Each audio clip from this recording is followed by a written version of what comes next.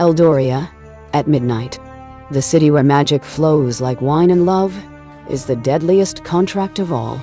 4 women gather in the Moon Ember tavern, unaware that tonight a bargain made in blood will come due.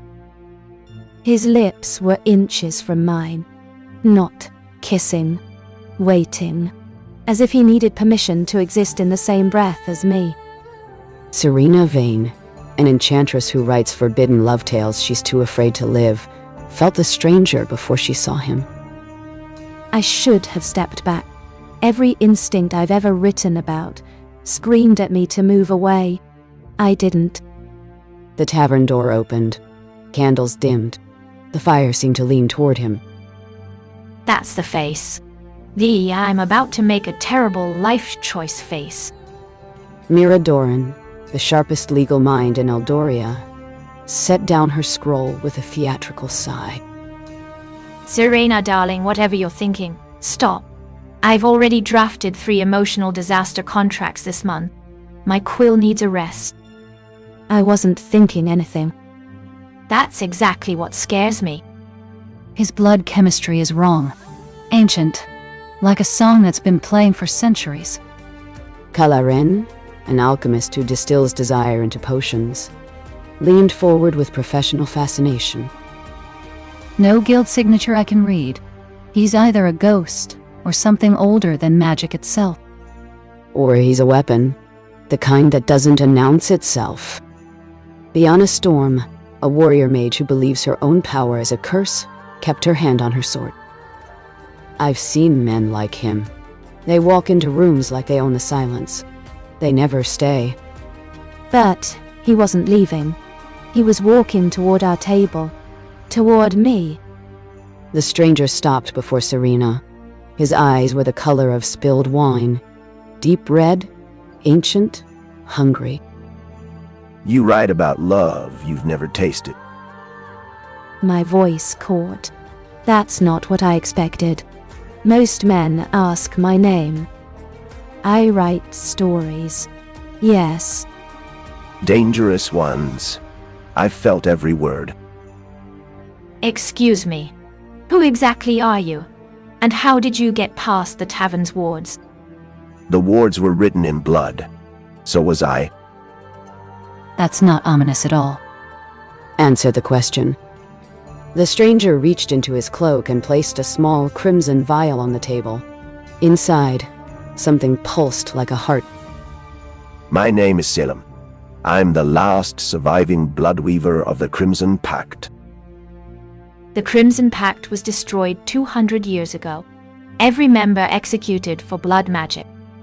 Almost every member. Caelum's gaze never left Serena's face.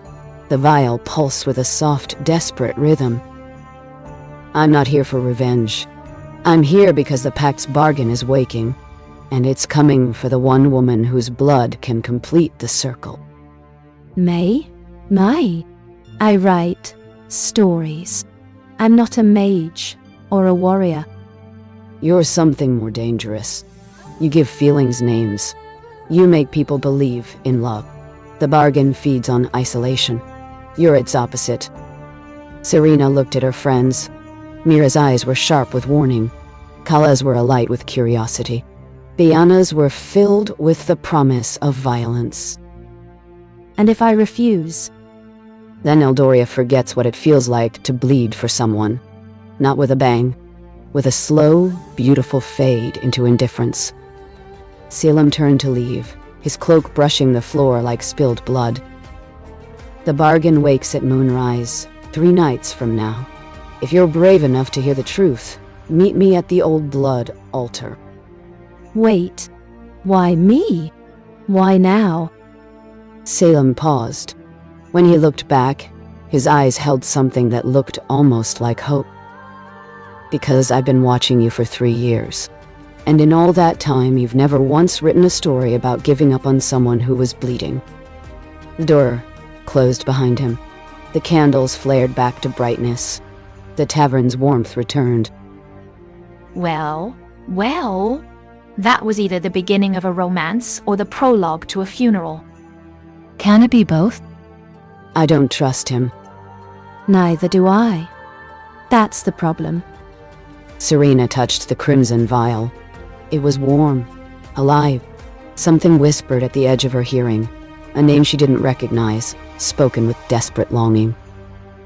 If you've ever felt that love can change your destiny, subscribe, because this story is for you.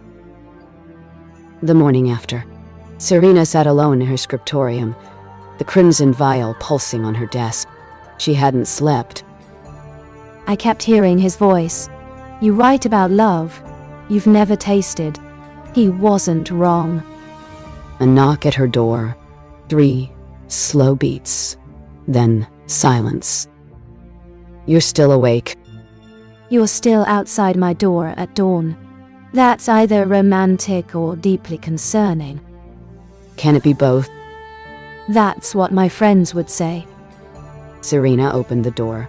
Caelum stood in the gray light, looking as exhausted as she felt. I need to show you something. Before the others wake. Before I lose my nerve. And if I say no? Then I'll stand here until you say yes. I've waited 200 years. A few more minutes won't matter. 200 years. The bargain keeps its Bloodweavers alive, whether we want it or not. He took her to the old blood altar, a forgotten place where the first Bloodweavers once traded years for power. This is where the Crimson Pact was sealed, where we promised to bleed for each other forever. What went wrong? We meant it. That was the problem. Caelum knelt beside the altar. The stone was black, warm, and strangely alive. The bargain wasn't a curse. It was a promise. We swore to share everything. Pain, power, even death. That sounds beautiful. It was, until we realized forever is a very long time. What happened? People changed, fell out of love, wanted out of the bargain. Could they leave? No. That's why they called it blood magic. Once you bleed together, you're bound until death. And if death won't come? Then you wait, and watch everyone you love grow to hate you. Back at the Moon Ember, Mira was pacing. She went with him again, alone, before breakfast. Her emotional signature is calm. That's either very good or very bad. Or she's finally feeling something real. Biana stared into her wine glass, watching the liquid swirl. I've spent my whole life afraid my storm would destroy anyone I loved. Maybe Serena's tired of being afraid too. There's a difference between courage and stupidity. Is there? Because from where I'm sitting, they look exactly the same. The vial is changing her. Kalla held a small vial of amber liquid up to the light. I took a sample from the crimson vial last night. The magical signature is hungry, not malicious, just starving. Starving for what? Connection. Real connection. Kind that bleeds and stays anyway. Serena returned as the sun reached its peak. Her hands were stained faintly red, not with blood, with light. Serena, your hands. The bargain recognizes me. Caelum says it's because I write about love without trying to own it. Is that safe? I don't know, but I have 2 days to figure it out. Serena sat at the center of the table, her friends around her like a living shield. The bargain wakes at moonrise in 2 nights. We have, until then, to understand what the Bloodweavers did wrong. And what exactly did they do wrong? They promised forever without understanding what forever costs. So we have to do the opposite? Promise nothing? We have to promise something harder. We have to promise to stay even when staying hurts. That's not a promise. That's just Tuesday. Unfortunately, she's right. Caelum waited by the blood altar as the sun began to set. Serena found him there. You knew the bargain would recognize me. I suspect it. And you didn't warn me?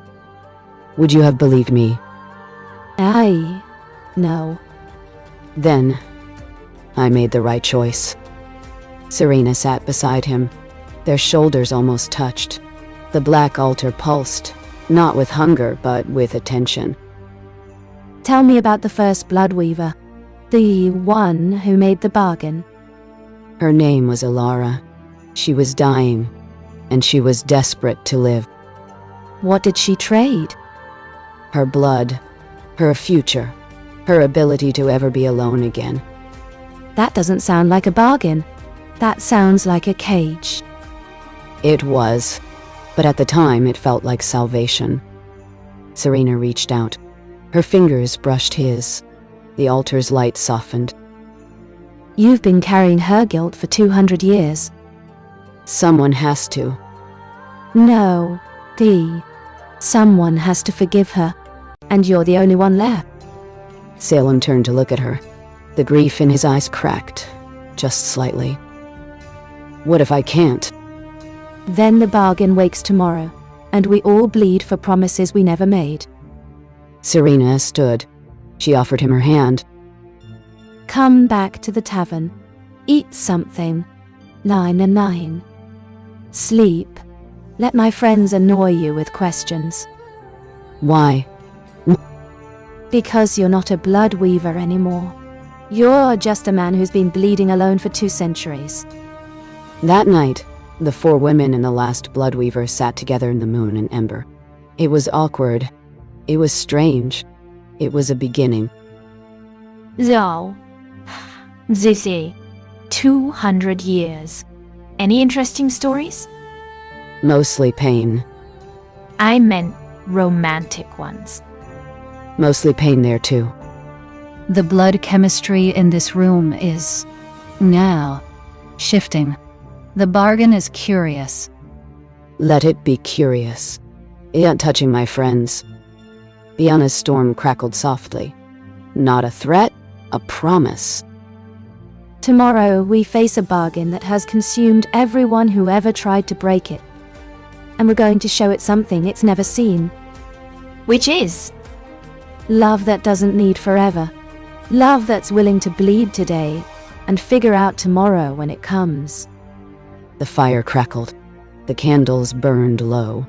Caelum watched Serena as she spoke, and for the first time in centuries, he didn't feel like a prisoner.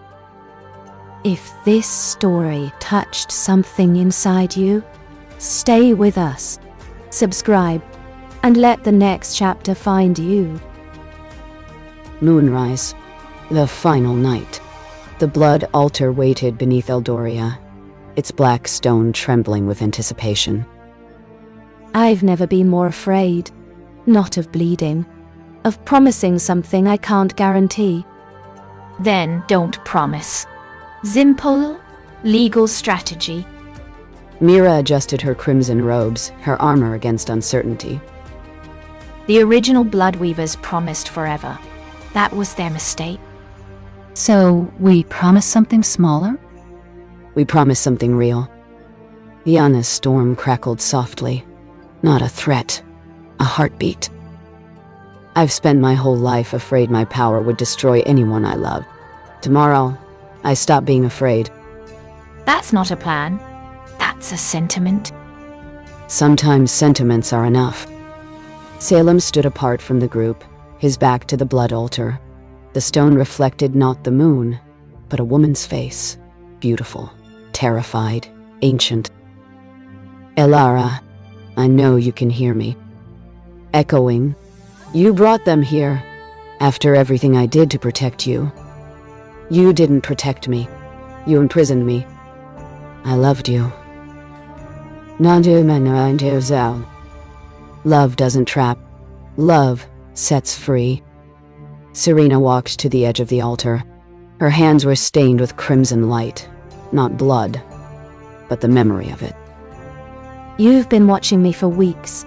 Learning me. You write about love you're too afraid to live. You understand hunger.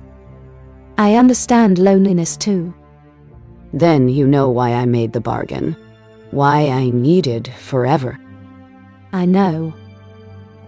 But you were wrong about one thing. What? Forever isn't something you promise. It's something you earn. Every day, every choice. The altar pulsed. Elara's voice softened. Confused, curious, hungry. Whispering to Kalla. What is she doing? Whispering back. She's rewriting the bargain. In real time. Hand on sword, if that thing touches her. It won't. It can't. It's never met someone who isn't afraid of bleeding. You've only ever known people who wanted to use the bargain. For power. For safety. For control. I don't want any of that. Then, what do you want? To stand here. With you. And not make any promises I can't keep. Serena knelt at the altar's edge. Black stone rose to meet her hands, warm, trembling. Serena, don't. It will bind you. No. No. It won't. She looked at Caelum, at the man who had carried guilt for 2 centuries. It's never met someone who chose to stay without being asked. The stone touched her fingers. Elara's voice in the altar softened, just slightly. Why? Why would you stay without a promise? Because I know what it's like to want to be held. To be afraid that if people really knew you, they'd leave. I've written 100 stories about that fear. I've never lived past it. Until now. Mira stepped forward. Then, Kalla. Then, Biana. They formed a line behind Serena, hands linked.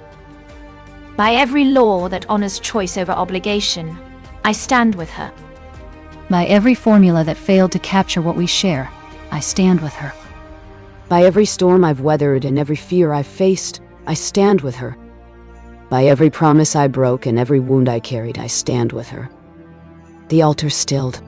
Elara's voice began to change, not into hunger, but into something that looked like tears. No one has ever... No one has ever what? Stayed without wanting something in return.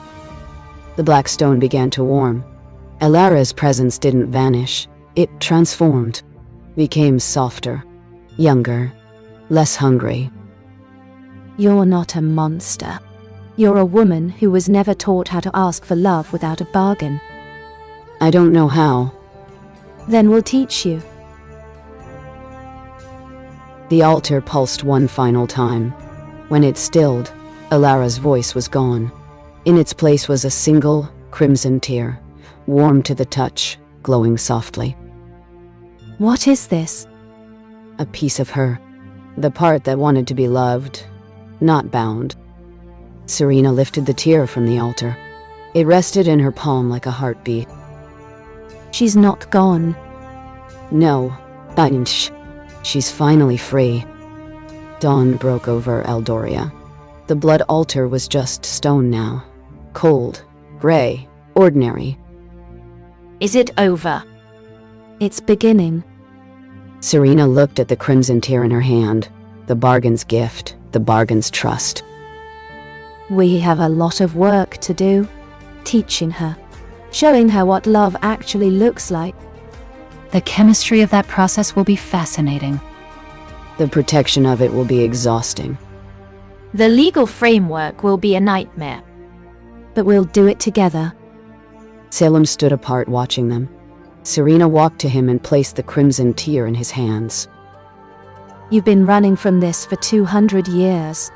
It's time to stop. What if I'm not strong enough? You don't have to be. That's what we're for. Caelum looked at the tear, then at Serena, then at the women who had followed her into the darkness. I don't deserve this. No one deserves love. That's what makes it love. The first rays of sunlight touched the blood altar. The stones sparkled. Alive, ordinary, beautiful. The bargain isn't our enemy. It's a woman who was never held. And now she has 4 friends and a Bloodweaver, who finally knows how to stay.